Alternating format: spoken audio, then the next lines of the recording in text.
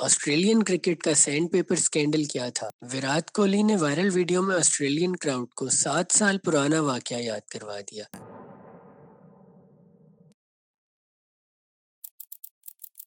साल 2018 Australia tour of south Africa.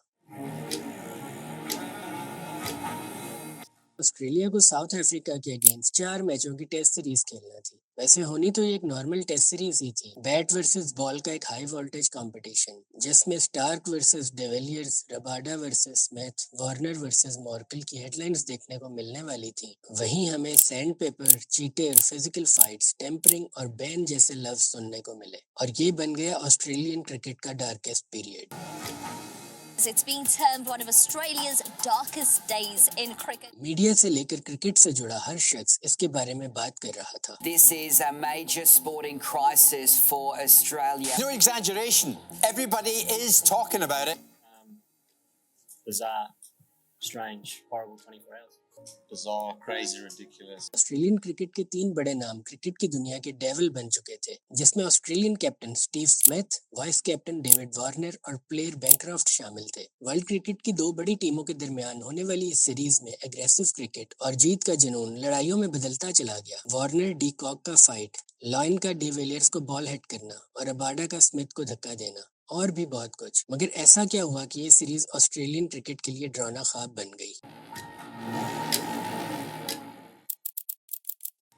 इसकी शुरुआत होती है साल 2015 से, जब ऑस्ट्रेलिया के कैप्टन माइकल क्लार्क रिटायर हो जाते हैं और कप्तानी मिलती है स्टीव स्मिथ को। स्टीव स्मिथ, जिन्होंने अपने करियर का आगाज एज ए स्पिन बॉलर किया था, आहिस्ता आहिस्ता as a batter world cricket में उभरते जा रहे थे, और कप्तानी मिलने के बाद 3 या 4 नंबर पर हमेशा बैटिंग किया करते थे अक्रॉस ऑल फॉर्मेट्स। स्मिथ की एज ए कैप्टन शुरुआत काफी डिसेंट रही थी, कुछ टूर्नामेंट्स हारे और ज्यादातर सीरीज जीते ही थे, मगर 2017 ऑस्ट्रेलियन क्रिकेट के लिए अच्छा साबित नहीं हुआ। ऐसा लग रहा था जो पास्ट में ऑस्ट्रेलियन क्रिकेट की डोमिनेंस रही है वो खत्म होती जा रही है। टीम की परफॉर्मेंस इतनी खराब रही थी कि क्रिकेट ऑस्ट्रेलिया के सीईओ जेम्स सदरलैंड को एक स्टेटमेंट देना पड़ी थी, जिसे बाद में स्टीव स्मिथ ने रिवील किया। स्मिथ के मुताबिक इन्हें बोला गया था कि इन्हें हर हाल में ही जीतना है और इन्हें खेलने के नहीं जीतने के पैसे दिए जाते हैं। जिसके बाद कई फॉर्मर ऑस्ट्रेलियन क्रिकेटर्स यही समझते हैं कि ऑस्ट्रेलिया की win at all cost strategy ही थी जो रीजन बनी थी ऑस्ट्रेलिया के इस बॉल टेम्परिंग स्कैंडल की। ऑस्ट्रेलिया के लिए 2017 तो बेहतर नहीं रहा। इसके बाद आता है साल 2018, वो साल जो ऑस्ट्रेलियन क्रिकेट हमेशा भुलाना चाहेगी। साल की शुरुआत तो ऑस्ट्रेलियन टीम के लिए बेहतरीन थी, जब वो एशेज में इंग्लैंड को बुरी तरह हराती है, जिसके बाद ऑस्ट्रेलिया को जाना था साउथ अफ्रीका, जहां इन्हें 4 टेस्ट मैच की सीरीज खेलना थी। दोनों ही टीमें काफी स्ट्रांग थीं। साउथ अफ्रीका के पास de Villiers, du Plessis, Dean Elgar, Rabada, Morne Morkel थे, सभी अपनी बेहतरीन फॉर्म में चल रहे थे। वहीं ऑस्ट्रेलिया के पास थे Steve Smith, David Warner, Starc, Pat Cummins और नेथन लायन जैसे प्लेयर्स। तो ऑब्वियसली इस सीरीज से सबको काफी ज्यादा एक्सपेक्टेशंस थी, लेकिन एक्सपेक्टेशंस तो क्रिकेट की थी, यहाँ तो कुछ और ही शुरू हो गया था। सीरीज का पहला मैच खेला जाता है किंग्स मीट डरबन में। अगर इस सीरीज में बॉल टेम्परिंग का स्कैंडल सामने ना आया होता तो यही एक मैच था इस सीरीज को मेमोरेबल बनाने के लिए। अगर आप इस मैच के स्कोर कार्ड को देखेंगे तो आपको इसमें एक क्लीन एंड फेयर क्रिकेट दिखाई देगा। लेकिन पता है क्या, 1 मार्च से शुरू होने वाले इस टेस्ट मैच के 5 दिन बहुत ड्रामेटिक और कंट्रोवर्शियल रहे। ऑस्ट्रेलियन टीम इस मैच में अपनी पहली इनिंग्स में 351 रन स्कोर करती है और साउथ अफ्रीका को 162 रन पर ऑल आउट करते हुए मैच में अपनी पोजीशन को स्ट्रॉन्ग कर लेती है।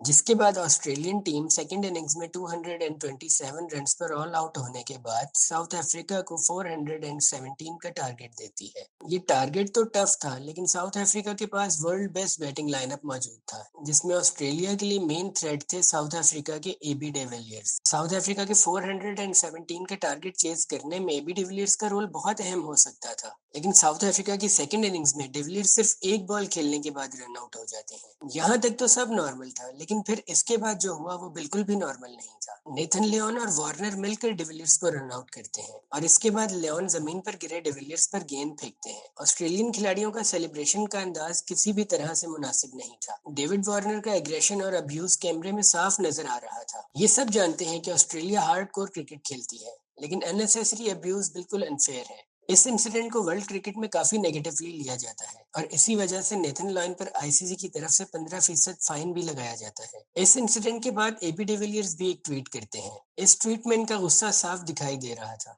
दोनों टीमों के प्लेयर्स तो पहले ही फुल ऑफ एग्रेशन में थे। इस इंसिडेंट ने जलती पर तेल छिड़कने का काम किया। मैच के दौरान Australian vice captain David Warner और साउथ अफ्रीकन प्लेयर डिकॉक की ऑन ग्राउंड स्लेजिंग इतना बढ़ी के बाद off the field physical fight में बदल गई। मैच के चौथे रोज टी इंटरवल में South African player de Kock और डेविड वार्नर में झगड़ा होता है। जब डी कॉक वार्नर पर पर्सनल अटैक करते हैं, यहाँ डेविड वार्नर का गुस्सा साफ दिखाई देता है और वो काफी हाइपर हो जाते हैं। वायरल वीडियो में इनके टीममेट्स उस्मान ख्वाजा और टिम पेन इन्हें रोकते नजर आते हैं। दोनों प्लेयर्स डेविड वार्नर और डी कॉक को इस इंसिडेंट के बाद फाइन भी फेस करना पड़ता है, but in the end Australia ये मैच जीत लेती है और इसके बाद पोर्ट एलिजाबेथ में सेकंड टेस्ट मैच होता है। इस मैच में तो दोनों टीमों की तरफ से एग्रेशन साफ नजर आता है। मैच के पहले ही दिन रबाडा स्टीव स्मिथ को आउट करने के बाद हल्का सा धक्का दे देते हैं। ऑस्ट्रेलिया इस इंसिडेंट को कंट्रोवर्सी में बदलने के लिए यूनाइट हो जाता है। Accidentally bump, whatever, it shouldn't happen on a field. Right now, it's obviously in the hands of the ICC. जिस पर आईसीसी को दोबारा मैदान में आना पड़ता है। ऑस्ट्रेलिया की डिमांड थी कि रबाडा पर 2 मैच की पाबंदी लगाई जाए, जिस पर साउथ अफ्रीकन प्लेयर डुप्लेसी ये सवाल उठाते हैं, अगर डेविड वार्नर पर किसी किस्म की पाबंदी नहीं लगाई गई तो रबाडा पर क्यों? As a result ICC Rabada के खिलाफ एक्शन नहीं लेती और इन्हें अगले मैच खेलने की क्लीन चिट मिल जाती है। South African bowler Kagiso Rabada has been cleared to play in the final 2 test matches against Australia. इस मैच में रबाडा 11 विकेट्स लेते हैं और साउथ अफ्रीका ये मैच 6 विकेट से जीत लेती है। लेकिन रबाडा के साथ साथ इस मैच में दिखाई देती है एबी डिविलियर्स की क्लास, जिसमें वो अपने ट्वीट को सच साबित करते हैं। इस मैच में डिविलियर्स की 126 रन्स की not out innings south Africa को ऑस्ट्रेलिया के खिलाफ पहली इनिंग्स में लीड दिलवाती है। एज ए रिजल्ट अगली इनिंग्स में साउथ अफ्रीका आराम से मैच 6 विकेट से जीत लेती है और सीरीज 1-1 से बराबर हो जाती है। फिर खेला जाता है न्यूलैंड्स केप टाउन में सीरीज का तीसरा मैच। यही वो मैच था जहां से असल ड्रामा शुरू होता है। ऑस्ट्रेलियन क्रिकेट का सैंड पेपर स्कैंडल इसी मैच में क्रिएट हुआ था।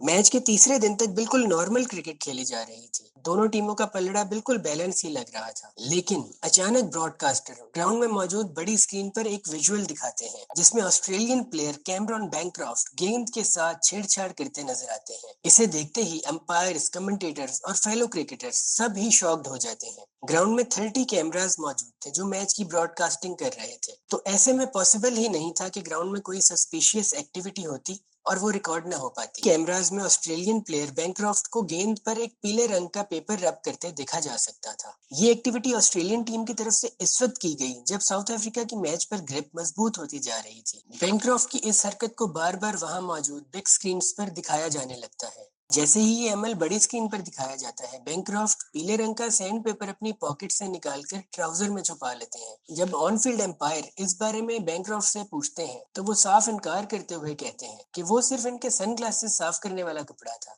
और कोई सैंड पेपर नहीं था। साथ ही ट्राउजर की पॉकेट से एक रुमाल निकालकर दिखा देते हैं। मैच फिर इसी गेंद से जारी रहता है, लेकिन दिन खत्म होने के बाद Australian captain Steve Smith Bancroft के साथ मीडिया के सामने बैठते हैं और एडमिट करते हैं कि उन्होंने मैच के दौरान बॉल टेम्परिंग की है। लेकिन यहाँ भी सैंड पेपर का जिक्र नहीं किया जाता, बल्कि बैंक्रॉफ्ट इसे टेप का नाम देते हैं जिससे वो बॉल को शाइन कर रहे थे। इन्वेस्टिगेशन के बाद ये बात सामने आती है कि ऑस्ट्रेलियन टीम के सीनियर प्लेयर्स ने ये मंसूबा बनाया था जिसमें डेविड वार्नर का मेन रोल था। लेकिन वार्नर ने खुद ये अमल इसलिए नहीं किया क्योंकि इन पर पुरानी कंट्रोवर्सीज की वजह से ऑलरेडी काफी कैमरास थे और उन्होंने इस चीज को करने के लिए बैंक्रॉफ्ट से पूछा जो टीम के एक यंग प्लेयर थे। पर शायद ज्यादा कैमरास नहीं हुआ करते थे, लेकिन वो शायद इस चीज से नावाकिफ थे कि इस मैच के ब्रॉडकास्टिंग राइट्स सुपर स्पोर्ट्स के पास थे जो साउथ अफ्रीका का लोकल ब्रॉडकास्टर था, तो वो हर अमल को साउथ अफ्रीका की फेवर में ही दिखाएगा। सीरीज में पुरानी कंट्रोवर्सीज और ऑस्ट्रेलियन क्रिकेटर्स के बिहेवियर की वजह से सुपर स्पोर्ट्स कुछ भी नहीं छुपा रहा था। एनीवेज जब चीजें सामने आ गईं और प्लेयर्स ने तस्लीम कर लिया तो फिर एक तूफान खड़ा हो गया। अगले रोज news headlines, tweets, former players का ओपिनियन और गुस्सा सब दिखाई दे रहा था। लेकिन ये मामला उस वक्त संगीन हो जाता है जब ऑस्ट्रेलियन प्राइम मिनिस्टर इस वाकये पर रिएक्शन देते हैं। Shocked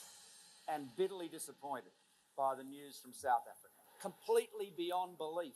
जिसके बाद ऑस्ट्रेलियन क्रिकेट पर काफी प्रेशर आ जाता है। ऑस्ट्रेलियन क्रिकेट बोर्ड को प्लेयर्स पर काफी गुस्सा था और इसी वजह से इन्हें सबक सिखाने की ठान ली। क्रिकेट बोर्ड ने फैसला किया कि तीनों प्लेयर्स पर बैन लगाया जाएगा, जिसके बाद स्टीव स्मिथ और डेविड वार्नर को 1-1 साल, वहीं बैनक्रॉफ्ट को 9 महीने का बैन लगा दिया जाता है। तीनों ही प्लेयर्स प्रेस कॉन्फ्रेंस में आते हैं और पब्लिकली माफी मांगते हैं, लेकिन अब पछतावे के अलावा कुछ नहीं बचा था। और ना सिर्फ ये, बल्कि सैंड पेपर स्कैंडल हमेशा के लिए ऑस्ट्रेलियन क्रिकेट से जुड़ चुका था।